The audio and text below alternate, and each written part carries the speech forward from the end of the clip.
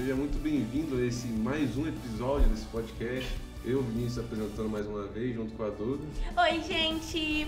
Mandando um beijo especial pros pais. Meu nome é Lucas, tenho 14 anos. Eu volto aqui mais uma vez com nós. Obrigado. Então, Obrigada. o Vinícius já falou, meu nome é Walter e eu tô muito feliz de estar aqui com vocês de novo, participando desse Mais podcast. Você está escutando o podcast TIM, uma iniciativa dos adolescentes da Igreja Adventista Central de São José dos Campos. Antes de mais nada, não esqueça de curtir, compartilhar e nos seguir. E assista os outros podcasts, que estão incríveis. Vinícius, você ora pra gente? Oremos. Obrigado, Senhor, por esse dia. Por nós estarmos aqui aprendendo um pouco mais com o Senhor. E eu espero que o Senhor transmita essa mensagem para todas as pessoas, o significado. Às vezes pode parecer algo tão fútil, né? Ver algo no celular, vídeos e redes sociais, mas fazemos isso com o intuito de espalhar essa mensagem. É tudo que te pedimos e agradecemos, em nome de Jesus. Amém. Amém. O título da lição é Quem é Jesus? Duda, para você, quem é Jesus? Jesus é uma figura muito importante, porque ao mesmo tempo que ele é o meu salvador, ele também é o meu melhor amigo. É muito incrível. E pra você, Vinícius, quem é Jesus? Eu acho que Jesus é um pouco de tudo, né? Tá em cada átomo, cada molécula, assim, a presença dele. Pode estar aqui, pode estar ali, onde a pessoa está vendo. Acho que é isso. Walter, pra você, quem é Jesus? Bom, antes de falar quem é Jesus pra mim, vamos entrar no teaser pra gente ver um pouquinho como que era Jesus para aquelas pessoas, né? Desde o princípio, o povo judeu ele tinha toda a escritura, né? Todas as tradições, as festas, os rituais, né? Que levavam a eles a um futuro que teria um Messias, né? Mas mesmo assim, eles não foram, boa parte deles, né? Principalmente os líderes religiosos, eles não conseguiram reconhecer Jesus como Messias. E por que será que ele sofreu tanto assim essa perseguição, esse desprezo naquela época? Alguém pode contribuir? Ele se dizia ser uma pessoa muito importante, que ele realmente era, mas muita gente não acreditava e acabava desprezando dele por isso, né? Sim, acho até que momentos que a gente viu nas lições anteriores, nos episódios anteriores, é que os religiosos, né, os rabinos, as pessoas que estudavam os pergaminhos, os testamentos, imaginavam Jesus como grande rei, né? Tiveram essa visão, esse preconceito, né? Acho interessante ver isso, como superou não, não sei se dá pra dizer superou. Superou, eu acredito que sim. Superou. Eu acho que tá mais com uma decepção, né? Uma decepção, né? Porque pouco dos dois. quando a gente cria uma expectativa de algo que vai ser de um jeito que às vezes a gente leu, mas interpretou que vai ser algo bem melhor do que a gente leu, ou que vai ser algo momentâneo, né, para aquele tempo, e não consegue enxergar o benefício a longo prazo, né? A gente fica decepcionado quando a gente não encontra aquilo que a gente desenhou na nossa cabeça, né? Sim. Então, E foi isso que aconteceu, né? As pessoas, e ainda mais, né? Os líderes religiosos, eles, além deles não acreditarem e pintarem Jesus como um charlatão, né? Como uma pessoa que estava ali cometendo calúnias, né? Eles ainda espalhavam isso para algumas pessoas, né? Isso é verdade. Pra responder a pergunta, Lucas, lê pra gente João 8:58 e João 10:33. A pergunta diz o seguinte: qual era a razão principal dos judeus quererem matar Jesus? Eu afirmo a vocês que isto é a verdade. Antes de Abraão nascer, eu sou, respondeu Jesus. Eles responderam, não é por causa de nenhuma coisa boa que queremos matá-lo, mas porque ao dizer que você está blasfemando contra Deus. Por isso, pois você, que é apenas um ser humano, está se fazendo de Deus. Então a resposta da nossa pergunta, a razão deles quererem matar Jesus é porque eles achavam que Jesus estava blasfemando, porque ele estava falando que ele era o filho de Deus. Vinícius, você pode ler pra gente a resposta dessa pergunta? A pergunta diz: qual resposta Jesus deu para cada pergunta levada sobre ele? Que está escrito em João 7:27, 7:41 e 42 e 7:52. Certo? Beleza. Nós, todavia, sabemos de onde este é, Quando, porém, vier o Cristo, ninguém saberá de onde ele é. 42. Não diz a Escritura que o Cristo vem da descendência de Davi e de aldeia de Belém? De onde era Davi? 52. Responder eles: dá-se ao acaso de que também tu és da Galileia? Examina e verás, da Galileia não se levanta profeta. Aí o povo, né, que estava, vamos falar assim, questionando, né, a origem de Jesus, eles olharam simplesmente da onde ele veio do plano terreno, né? Sim. Da onde veio Jesus ali, né? Ele veio da Galileia, né? Nasceu em Belém, na manjedoura, todos nós conhecemos a história. E eles, né, no intuito de acusar ele de ele ser um farsante, eles acabaram usando essa origem, né, terrena como um meio de justificar que ele não era o Messias. Contra, né? E até mesmo os irmãos de Jesus não entendiam isso muito bem, né? Porque Jesus ali era como se fosse um deles, né? Assim, é tanto quanto difícil, imagino, naquela época, quem você era próximo, por exemplo, um discípulo, um irmão, você vê Jesus como alguém, uma pessoa mesmo, um ser de carne e osso, ou um ser celestial. E eu acho que isso que dava ainda mais razão, sabe? Essa complexidade que as pessoas não entendiam, que chamavam ele de farsante, né? De vigarista. Isso aí você tocou na questão dos irmãos dele, né? Eles viam ele como Messias, né? Só que o Messias que os líderes religiosos pintavam, que é aquele Messias que viria para ser o rei naquele momento, que ia levar Israel a ser o topo do mundo, né? Sim. E não foi o que aconteceu, e aí a frustração foi grande. Com certeza. No Zoom, o Lucas vai ler João 8,12. Por favor. De novo Jesus começou a falar com eles e disse: Eu sou a luz do mundo. Quem me segue nunca andará na escuridão, mas terá a luz da vida. Essa parte ela fala, é o verso central, né, da lição que a gente está estudando, e ela fala de como Jesus se declarou, né, a luz do mundo, né? Naquela altura, né, Jesus já estava se revelando para as pessoas, né, falando que eu sou a luz do mundo, que eu sou a água da vida, né? E aí, antes de falar, né, a luz do mundo, ele falou sobre que ele era a água da vida. E essas duas autoafirmações, né, sobre ele mesmo remetem a alguns símbolos, né, que tinham ali naquele tempo lá, naquela festa que ele estava inserido, naquela cerimônia que ele estava inserido, né, que é a festa dos tabernáculos. Isso mesmo. Né? E aí o livro Libertador, ele faz referência a essa cerimônia, né, comemorativa da parte da água, quando Moisés, né, bateu na rocha e a água jorrou, né? Essa água quer dizer que essa água vem para ser salvação abundante, né, para salvar as pessoas. Sim. Né? E a luz do mundo, né, faz referência também, né, ao final ali do primeiro dia dessa festa, que o Torá, né, representava a luz, e havia alguém acima do Torá, e esse alguém era Deus, né? Sim. E eles acreditavam que essa pessoa, né, esse Deus, ele iria iluminar todo mundo, né, com a magnitude que ele tinha.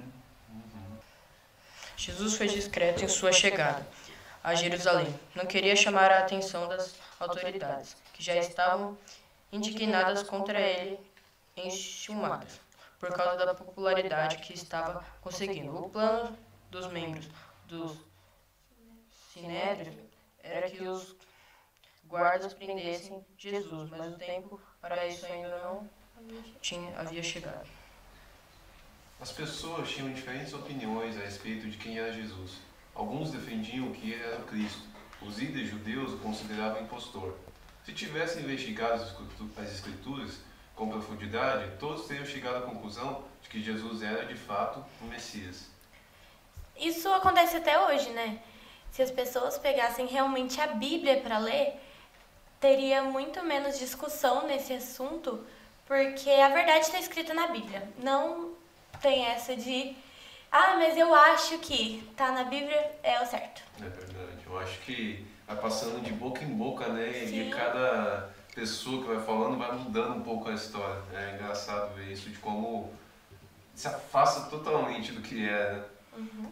E isso vai muito, né, das pessoas que, infelizmente, né, acreditam no ser humano sem pesquisar na Bíblia, né, sem olhar, estudar a palavra. Sim. Às vezes eu acredito em alguém que fala, que estudou, interpreta a Bíblia do jeito que ela quer e acaba transmitindo para mim, porque eu não tenho interesse de olhar, eu vou seguir fielmente ou cegamente, né, aquela pessoa e acabo indo para um caminho que não é da verdade, né? É mais rápido, né? Mais isso aí. fácil. E falando do primeiro texto que o Lucas leu, né? Jesus ele tinha um plano traçado, né? E ali ele já sabia a missão que ele teria. Ele foi focado na missão desde o começo. Só que a missão tinha começo, meio e fim. E nessa parte aí que ele leu ainda não estava no fim, né? Então ele, apesar de ele se autoafirmar, falar eu sou a luz do mundo, eu sou quem sou, né? Pão da vida. O pão da vida. Ele afirma também, né, que quem conhece a mim conhece o Pai e vice-versa. Mas ele, em alguns momentos, ele saiu ali de fininho, né? Porque ele sabia que se ele continuasse aclamando ali, né, ele podia provocar a ira, né, de quem estava perseguindo ele. E essa ira ia acabar culminando numa antecipação, né, do que ia acontecer. Sim. Ele ainda tinha algumas coisas para realizar no ministério dele. Em todos esses séculos, após a vinda de Jesus, as coisas não mudaram muito e ainda existem muitas pessoas com opiniões diferentes a respeito de Jesus. Mas e você? Quem você diz ser Jesus? O que você crê de Jesus faz toda a diferença do mundo. Isso é interessante, né? Pensando além, quer dizer, primeiramente falando das religiões, né? Cada uma segue a sua interpretação de Jesus, né? Algumas dizem que ele foi só uma pessoa muito boa, outros dizem que... Sim, pessoas muito boas, Profetas. Tava tentando lembrar essa palavra. Às vezes que ele foi só uma parte, né? Tipo, um salvador de uma geração. Que ele ainda vai vir de novo, antes de levar a gente para o céu. Sim. Sim. Mas acho que vindo para o padrão social, assim, a respeito, onde Jesus muda na nossa vida, né? No nosso dia a dia, nas nossas escolhas, na nossa índole, talvez até na forma de vida como a gente vive. É algo interessante, não sei muito para onde caminhar, é algo bem confuso, mas o que vocês acham disso? Jesus, desde quando ele esteve, né, presencialmente aqui como uma pessoa, né, aqui na Terra, ele passou por essas situações que pessoas viram ele de maneiras diferentes, né? E nesses 2000 anos aí que se passaram, mais de 2000 anos, né, que a gente se passou depois que Jesus esteve na Terra, as coisas não mudaram, né? Às vezes até pioraram, né? Porque pessoas continuam, às vezes, nem reconhecendo Jesus como uma pessoa que existiu. Sim. Muitos reconhecem como nem uma pessoa boa. Exatamente. Muitas ainda atribuem coisas que ele não fez, né? Criam fantasias que ele fez coisas que não desagradavam a Deus. Mas a verdade a gente sabe, né? A verdade está na Bíblia, está na palavra. E é o que a gente precisa se apegar, né? Que Jesus foi realmente o Messias e foi o nosso Salvador. Sim. Próximo slide. Panorama. Em Apocalipse 21:6 diz: Jesus pode oferecer gratuitamente a água da vida, porque ele é a fonte dessa água. Aí tem um trechinho, né, de um libertador. Deus é luz, e nas palavras, eu sou a luz do mundo.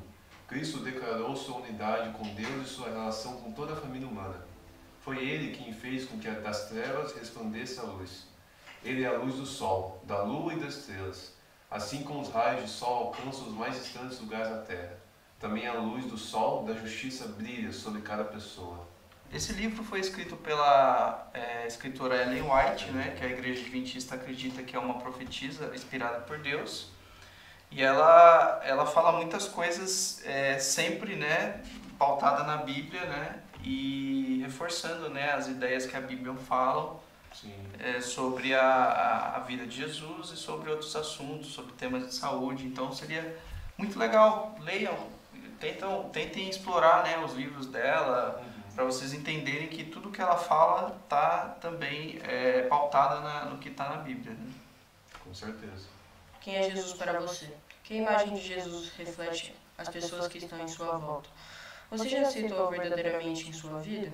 A Bíblia garante que todos que creem nele o aceitaram, ele deu direito de se tornarem filhos de Deus. E aí em Jó 1:12 fala a simples missão que a gente tem que aceitar Jesus, né, como nosso Salvador. Sim. E é o que muitas pessoas, infelizmente, naquela época não fizeram e muitas pessoas hoje não fazem, né? Não reconhecem Jesus como o seu verdadeiro Salvador, né? Como o seu Salvador pessoal. É muito capcioso isso, né? Acho que a imagem que a gente dá de Jesus às outras pessoas assim, uma vez eu fui com um clube distribuir livros e é muito estranho, né? Um ambiente tanto movimentado, assim, você oferecendo ali o livro e ainda tinha um cara que tinha debochado a gente, que era... Bom, e o cara tinha falado, né? Olha o povo aí que acredita no impossível. E assim, o ambiente já estava um sol escaldante, estava todo mundo passando e dá aquele medo, né? Aquela sensação de que, será que eu estou sendo só mais um vendedor ali? E aí, quando eu ofereci pela primeira vez, assim, deixei a intimidade de lado, eu vi como foi bom aquela pessoa, me recepcionou bem. Ela viu que eu não estava vendendo nem nada. Aí, eu gostei disso. Aí a segunda pessoa recusou, assim, aquela clássica cena de filme, né, que você vai falar com a pessoa fala, não tem esmola, tá andando no telefone, assim. Aí desanimei um pouco, mas aí eu pensei na primeira pessoa, sabe? E eu não queria desistir. Depois, aquele clima, assim, tava poucas pessoas ali comigo, tava cuidando de uma área, eu acho que eu fiz o certo ali. Apesar de ser meio tímido, eu consegui fazer a minha missão no momento. Que bom, né, que você aceitou, né, essa missão e você refletiu Jesus para aquela pessoa ali que aceitou o livro. Talvez para outras pessoas eles não tenham visto o reflexo porque eles estavam com outro pensamento, com outras coisas, né, na cabeça, achando que você era outra coisa. E foi isso que aconteceu com Jesus, né? Foi. Jesus, ele foi confundido, né, através da missão errônea que o pessoal achava que ele tinha. E não era, né? Jesus tinha outra missão muito maior, né? Porque se fosse só ali naquele tempo, ele não teria nos beneficiado hoje, né? Se fosse para ser rei só naquela época, né? O Israel ali daquela época ia ter toda a glória e a gente talvez nem existisse hoje. Então ele fez tudo aquilo que ele fez, né? Ele cumpriu cada missão dele, foi desprezado, aguentou, né, esse desprezo, mesmo amando, né, aquele povo que estava desprezando ele. Até o último minuto. Até o último minuto. Mas se ele não tivesse feito isso, a gente não teria a graça de poder ser salvo, né? Graças ao sacrifício que ele fez. Sim. Há risco de nos deixarmos levar pelas ideias de grandes pensadores a respeito de quem é Jesus e qual o seu ministério verdadeiro. Muitos dos que se convenceram de que Jesus era Filho de Deus foram confundidos e se deixaram levar pelo falso raciocínio dos sacerdotes e rabinos. As pessoas não se deixaram confundir se tivessem por si mesmas estudado a palavra. O que você também precisa fazer hoje para não ser confundido? Que, por exemplo, você só ouvia dos sacerdotes e dos rabinos, hoje em dia é muito mais, né? A internet é infinita, você consegue ver muitas pessoas clicando numa hashtag, ou então só abrindo o feed que você já vê uma coisa assim. E é aquilo que a gente comentou, né? Tem que procurar a verdade por si mesmo, ver a sua visão daquilo, na Bíblia. Na Bíblia. Isso mesmo, até o livro Libertador é uma interpretação da Ellen White, né? Que faz observações incríveis sobre aquilo. Mas e se um carinha qualquer, um influencer, que não sabe nada da vida, fala disso, pega assim um trecho para dar aquelas visualizações, aumentar o hype e fala coisas que não tem nem sentido, tipo deuses pagãos, ou então tipo... Vai influenciar pro mal, né? Influenciar pro mal, isso mesmo. Porque é mais rápido, né? É mais fácil você procurar ali, ver videozinhos curtos de 3 vezes segundos, né? 1 minuto e pouco, do que ler a Bíblia mesmo, com a linguagem difícil, dependendo da Bíblia. Mas que bom que a gente tem esse auxílio, né? Além de conseguir estudar pela Bíblia mesmo, a gente vem aqui, a gente se une, a gente estuda, a gente debate visões. Eu acho isso muito incrível e sempre deve vir nas pessoas, né? Sempre devemos acolher as pessoas para isso. E tem uma analogia, né? Acho que é bem simples, que é o que a gente faz para conhecer o que é falso?